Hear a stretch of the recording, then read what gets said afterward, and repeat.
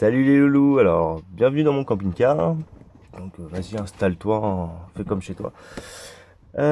Aujourd'hui, j'avais envie de te parler du pourquoi. Ouais, tu vois, savoir connaître son pourquoi tu prends un chien et tout ça. Ouais, j'ai mes notes au-dessus, comme d'hab. Voilà, donc en gros, pourquoi tu prends un chien? Je sais pas, moi, tu le prends peut-être pour le travail, tu vas prendre ton chien pour pour remplacer genre un substitut d'enfant. Genre t'as pas encore de gamin, tu dis bon, avant de prendre un gamin, on va prendre un chien, voir comment ça se passe, machin et tout ça. Ou genre tu peux pas avoir d'enfant ou t'en veux pas et tu dis ouais non, vas-y, je vais prendre un chien.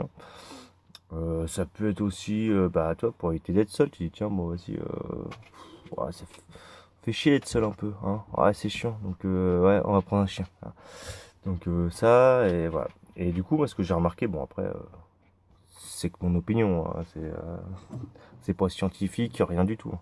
Mais ce que j'ai remarqué, c'est vrai que les gens qui ont des problèmes avec leur chien, c'est souvent, comment je pourrais dire ça, bah, en rapport avec leur pourquoi en fait.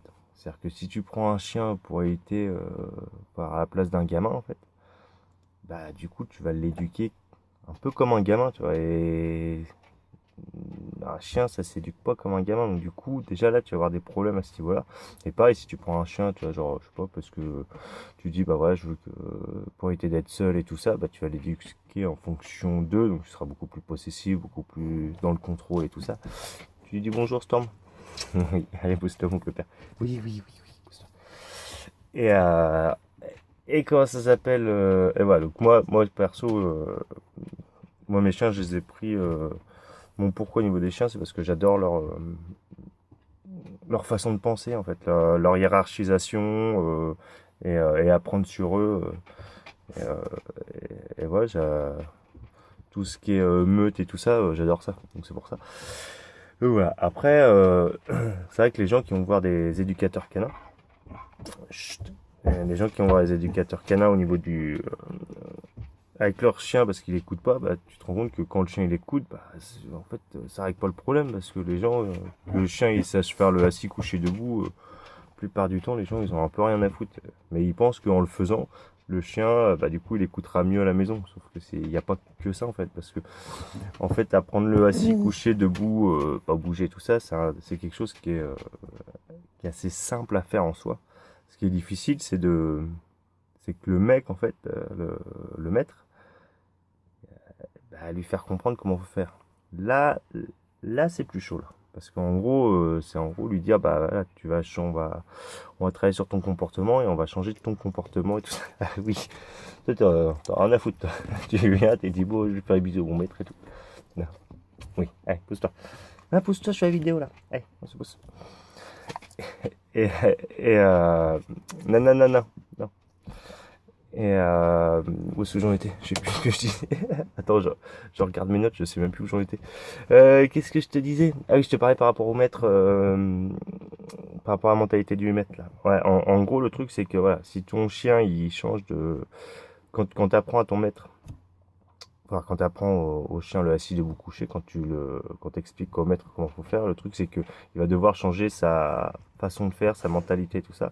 Et souvent, ça bloque à ce niveau-là, tu vois. Les mecs, bah ouais, c'est des Français, donc ils sont un peu têtus, tu vois. Bon, après, il n'y a pas que les Français, mais on va dire qu'en gros, voilà, ils sont un peu têtus, et comme ils sont têtus, bah, voilà, ils veulent pas changer leur façon de faire, et c'est non, c'est, moi, je veux qu'il écoute, je veux payer un mec pour que mon chien écoute, par contre, je vais pas changer ma façon de faire. Je veux que ça soit le chien qui s'adapte à moi. Sauf que, en fait, c'est à toi de t'adapter au chien et pas au chien de s'adapter à toi.